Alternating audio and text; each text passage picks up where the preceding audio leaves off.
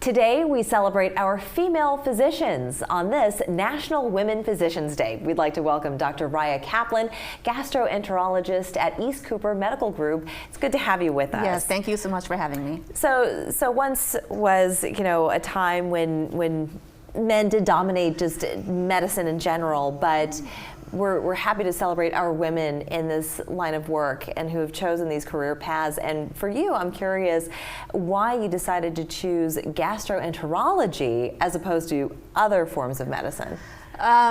Yes, so that's often a question that I get. So I, at one point, I had done research in college in oncology, pediatric oncology in particular. Thought I was going to go into that, went to med school planning to do that. And then once I got into rotations and could experience different things, realized that I like procedures. Thought about doing surgery at one point, but didn't really want to be in the OR all day, every day. I like more patient interaction on the office side. So when I did my GI rotation, I loved the subject matter, just sort of made sense to me. I enjoyed it. I liked the patients. And it's a good mix of procedures and also patient care on the outpatient side, continuity of care, taking care of patients for a length of time. So for me, it turned out to be a good mix of everything.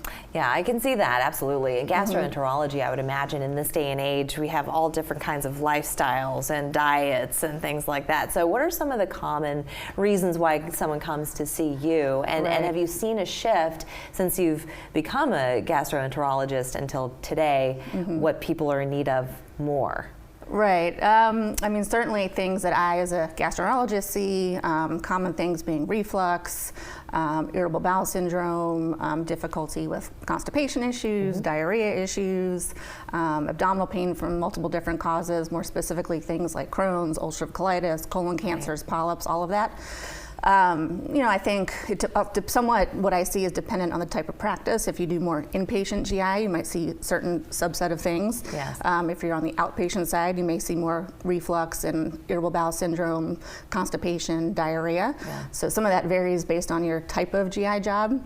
But certainly, with diets and different environmental factors over the years, things have shifted. Certainly see a lot of reflux-related issues, whether that's diet, alcohol-related, constipation, diarrhea can be from multiple things, sometimes can be diet-related. And certainly there's been a shift in terms of colon cancers and colon polyps. There's been studies that came out more recently that there's been an uptick in colon cancers and colon polyps in younger people, which is why the average risk screening guidelines shifted from 50 to 45.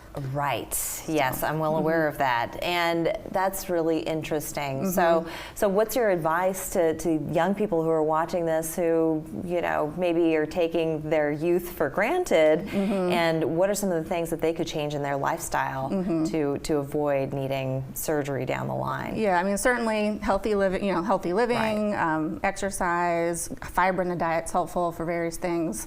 Minimizing alcohol use, all of those things are factors in GI, some GI illnesses. Yeah. And taking it seriously, go to the doctor. Go to the doctor, follow the screening guidelines. Yeah, absolutely. If there's a symptom you're having, even if it seems silly, you're not sure it's really an issue, certainly bring it to the attention of either your primary care doctor, who then can refer you appropriately, or even just call your local gastroenterologist. Most of us take patients that just call our office, don't have to have a referral necessarily. Absolutely, and you're a hero to a lot of girls who are thinking about going into medicine once they get out of high school and enter into college and are thinking about going through medical school. So what is your advice to them who are wanting to have that career in medicine? Yeah, I would say definitely, if it's your passion, stick with it.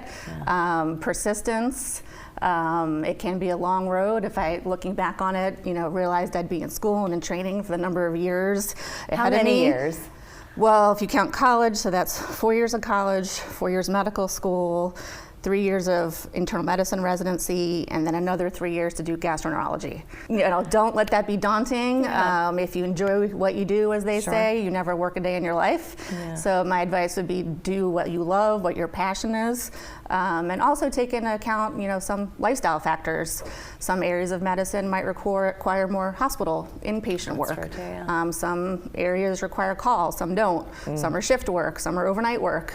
So lots of factors, but first and and foremost, love what you do, and then incorporate those other factors in your ultimate decision. Absolutely. And you know what? 10 years on the front end, you're going to have a lifetime of wonderful adventures after yes. that. Could not see myself doing anything else. That's wonderful to hear. Yes. Well, I want to thank you so much, Dr. Kaplan, My for pleasure. joining us. And happy National Women Physicians Day. Thank you so much. Thank you. We're back after this.